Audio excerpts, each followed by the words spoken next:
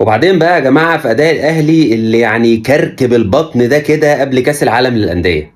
هو احنا مش هنخلص بقى ولا ايه؟ النهارده يعني النادي الأهلي بيفرط في فوز سهل جدا على يانج أفريكانز. يعني النهارده بتطلع بنقطة. يا راجل ده انت النهارده النادي الأهلي اللعيبة النهارده مضيعة 5 فرص مؤكدة. هو المسلسل التركي بتاع يعني ضياع الفرص ده مش هنخلص منه يا جماعة؟ هي الرعونة اللي فيها لعيبة النادي الأهلي دي مش هنخلص منها برضو؟ يعني وبرضه معلش يعني يا جماعه اعذروا احنا بننتقد كولر كتير. بس تصدق بالله النهارده كولر ما فيش عليه حاجه خالص يا جماعه. لو هنتكلم بقى كوره النهارده كولر ما عليهوش اي حاجه خالص.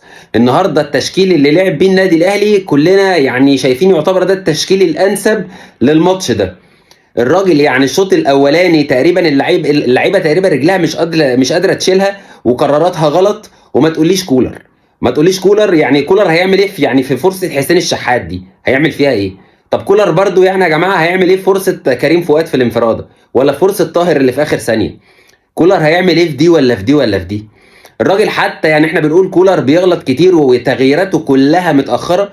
الراجل لما حس ان امام عاشور كده واقع بدني وتقريبا من بعد ما خد البوكس اللي في اول كام دقيقة ده الواد دماغه مش فيه. بين الشوطين غيره ونزل قفشه. وفعلا شفنا شكل للملعب مختلف تماما.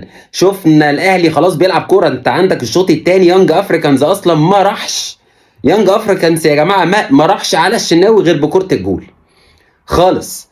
فيعني محدش يا جماعه هنا بصراحه يقول كولر النهارده يا جماعه الراجل ما عبوش اي حاجه خالص. يعني المدرب بيوصلك.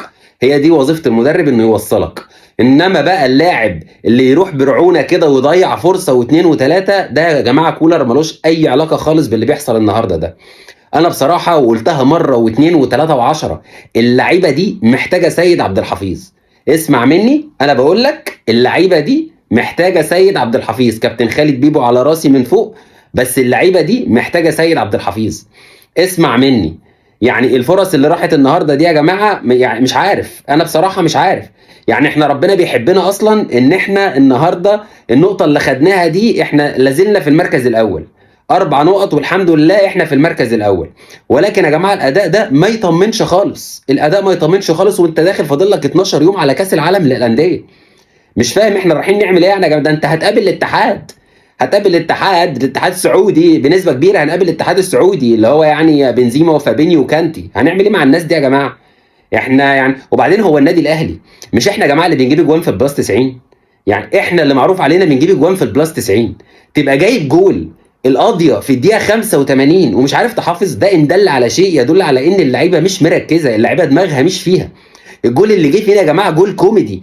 يعني الراجل داخل يعني على حدود ال 18 دخل ال 18 واربع لعيبه من الاهلي بيتعازموا على بعض عشان واحد يخش عليه.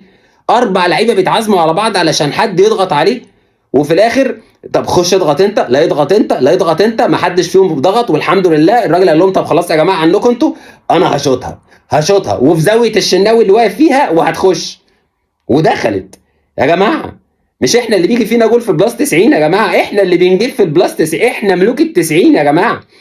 فده ما ينفعش. ده يا جماعه ما ينفعش. لازم وقفه من كولر لازم يقف ويتكلم مع اللعيبه. لازم مجلس الاداره ياخد قرارات ضد اللعيبه. لازم برضو كولر يتكلم مع اندرياس اندويا اللي هو مدرب الاحمال بتاع النادي الاهلي. اللعيبه مش قادره تقف على رجليها. ضغط المباريات اللعيبه مش قادره تقف على رجليها. لازم تدخل للراجل بتاع الاحمال ده. لازم يتقعد معاه عشان اللعيبه دي ترجع تقف على رجليها تاني. احنا داخلين على مدعكه يا جماعه. داخلين على مدعكه وكده مش هينفع. ويعني نتمنى ان الدنيا تبقى احسن وتتحسن للافضل واللعيبه دي كده تحس بمسؤوليه وتيشيرت النادي الاهلي.